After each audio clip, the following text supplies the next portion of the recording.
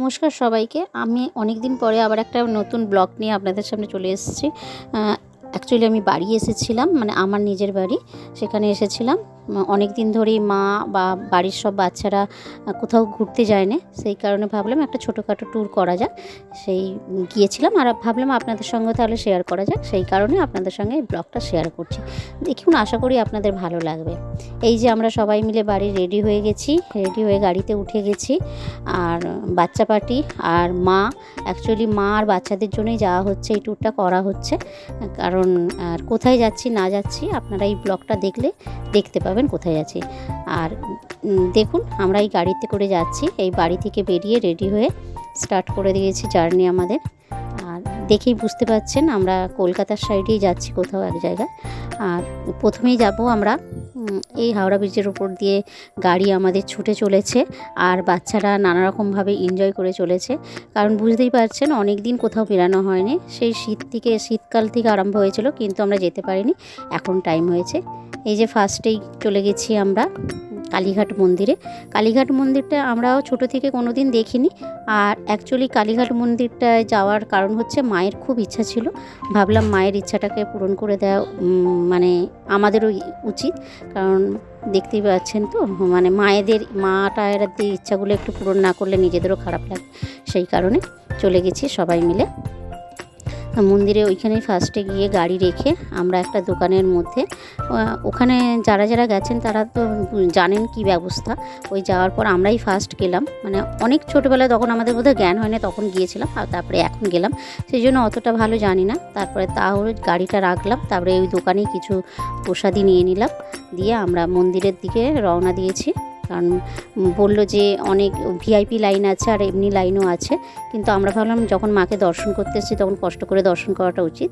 সেই কারণে আমার ফ্যামিলি যারা যারা গিয়েছিলো, ছোটো ছোটো বাচ্চাও গিয়েছিলো, কিন্তু দেখতেই পাচ্ছেন প্রচণ্ড রোদ, এই সময়টা যাওয়াটা মানে খুবই কষ্ট। তাও গিয়ে ঠিক আছে, মায়ের কাছে গেছি যখন কষ্ট করাটা উচিত, তাই গিয়ে লাইনে দাঁড়িয়ে পড়েছি আমরা সবাই মিলে। তারপরে মন্দিরে ঢোকার পালা। কিন্তু মন্দিরে, এই যে মন্দিরের গেটের ভিতরেও ঢুকে গেছি। তারপরে মূল মন্দির, আসল মন্দির যেখানে মায়ের আছে মূর্তি, সেখানে তো ক্যামেরা চলবে না, তাই জন্য আমরা আপনাদের দেখাতে পারিনি। তারপরে পুজো দিয়ে খুবই ঠেলাঠেলি করে আমরা কোনো রকমে খুব কষ্ট করে মায়ের দর্শন করেছি, করে বাইরে বেরিয়ে একটুখানি দাঁড়িয়েছিলাম। ভাবলাম একটু সবাই মিলে একটা সেলফি নিয়ে নিই, তাই নিচ্ছিলাম। নিয়ে আবার আমরা রওনা দিলাম আর এক জায়গায়, সেখানে যেটা হচ্ছে আলিপুর চিড়িয়াখানা। কারণ মায়ের যেহেতু শখ পূরণ হয়েছে, এইবার বাচ্চা পাটির শখ পূরণ করতে হবে, সেই কারণে আমরা সবাই মিলে বেরিয়ে গেছি চিড়িয়াখানা। হ্যাঁ, অনেকেই হয়তো ভাববেন এই রোদ্দুরে চিড়িয়াখানা, কিন্তু এই যে বললাম শীতে আসা সম্ভব হয় না, একটু বাড়িতে কাজ ছিল, সেই কারণে তাই আমরা সবাই মিলে চিড়িয়াখানায় ঢুকে গেছি। আর অবশ্যই আমরা অনলাইনে টিকিটটা কেটে রেখেছিলাম, কারণ টিকিট পরে পাবো কিনা প্রবলেম হবে। আর দেখছেন সেদিন প্রচণ্ড রোদ উঠেছিল, মানে বলা যাবে না এত রোদ। কারণ এই সময়টা চিড়িয়াখানায় যাওয়া মানে বোকামি করা হবে, কিন্তু তাও আমরা গেছি, যেহেতু বাচ্চারা গেছে, বাচ্চারা কোথাও ঘুরতে যেতে পারে না, পশু পাখি এসব তো একটু দেখতে বাচ্চারা ভালোবাসে, সেই কারণে গিয়ে আমি, মা আর বাচ্চা সবাই চলে যাচ্ছি। ক্যামেরাম্যান হয়েছে একজন, সে হচ্ছে আমাদের বাড়ির একজন সদস্য, সে ছোট, তাকে দেখানো সম্ভব হচ্ছে না, সে ক্যামেরাম্যান, সে আস্তে আস্তে যাচ্ছে। আর মায়ের সানগ্লাসটা ছিল না বলে আমার ব্যাগে আমার সানগ্লাসটা ছিল, ওই জন্য মাকে পরিয়ে দিয়েছি।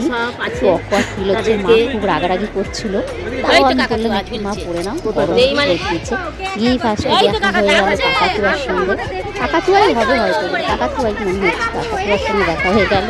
তা কাকাতুয়ারা ভেতরে বসে আছে, অনেকটা ভেতর দিকে, খুব ডাকাডাকি হচ্ছে, বাচ্চারা সবাই ডাকাডাকি করছে, কিন্তু খুব একটা আসার চেষ্টা করছে না। তারপরে এই কাকাতুয়াটি সাদা কালারের, ও একটু ভেলকি দেখাচ্ছিল, দেখলাম, দেখে টেকে আবার আমরা অন্য কিছু দেখার জন্য চললাম। গিয়ে দেখলাম এখানে বক বসে আছে, ওখানে প্রচণ্ড মাছের গন্ধ, বাজে লাগছিলো, তাও একটু চেষ্টা করলাম আপনাদের সঙ্গে শেয়ার করার। আর বাচ্চারাও দেখছিল, দেখুন কি সুন্দর রোদ্দুরে বসে বসে গা চুলকাচ্ছে, ওরা আরাম করছে, দুজনে মিলে বসে আছে। তারপরে আবার গেলাম, এরম করে করে গোটা চিড়িয়াখানাটাই প্রায় ঘোরার চেষ্টা করছিলাম, কিন্তু এতটাই রোদ পারা যাচ্ছিল না। আর এইখানে খানিকক্ষণ দেখলাম এখানটা বেশ একটু ছাওয়া মতন আছে গাছে, আর মাছগুলো নিচয় বেশ খেলছিল, সেই জন্য ওখানটা একটু দাঁড়িয়ে ফটো তুলে নিলাম সবাই মিলে। দিয়ে আবার চললাম, চলতে চলতে প্রচণ্ড ক্লান্ত লাগছিলো, কারণ বললাম না এতটা রোদ, দেখতেই পাচ্ছেন। এখানে চলে গেলাম জিরাফের কাছে। জিরাফটা আমাদের দেখে অবশ্যই একটু পেছনে চলে গেল রুমের ভেতর। তারপরে ওনার একজন সঙ্গিনী বা সঙ্গীকে নিয়ে বেরিয়ে এসেছিলো আমাদের আবার দর্শন দেওয়ার জন্য। তারপরে আবার যাচ্ছি, ঘুরেই যাচ্ছি। আমার মনে হয় শীতকালটাই বেটার চিড়িয়াখানার জন্য। এই সময়টা যাওয়া মানে বোকামি করা হবে, বাচ্চাদেরও কষ্ট। আর আমরা হাঁপিয়ে গেছি প্রচণ্ড। এই দেখতেই পাচ্ছেন গাছের ছাওয়ায় একটু সবাই মিলে দাঁড়িয়ে গেছে। তারপরে বাঘ মামার দর্শন নেই, সেও হাঁপিয়ে গেছে, শুয়ে পড়েছে এত রোদে। তারপরে এই যে দেখতে পাচ্ছেন জলহস্তি না গন্ডার, এটার কিছুই বুঝতে পারছি না। উনি ভদ্রলোক জলের মধ্যে থেকে উঠে এলেন, এসে একটু আমাদের দেখা দিলেন। যাই হোক, ওখানে একটু দেখে নিলাম। দেখে নিয়ে তারপরে আমরা একটু খাওয়া দাওয়া করে, ওর মধ্যে একটা রেস্টুরেন্ট আছে, খাওয়া দাওয়া করে আমরা এবার বাড়ির দিকে রওনা দিয়েছি। তখন প্রায় 2-2:30 বাজে। আমরা আমাদের চিড়িয়াখানা হাফ দেখেছি, হাফ দেখে নিয়ে কারণ আর আমরা পাচ্ছি না, ভীষণ টায়ার্ড হয়ে গেছি। তাই আপনাদের টাটা বাই বাই করে চললাম আমরা আমাদের বাড়ির উদ্দেশ্যে।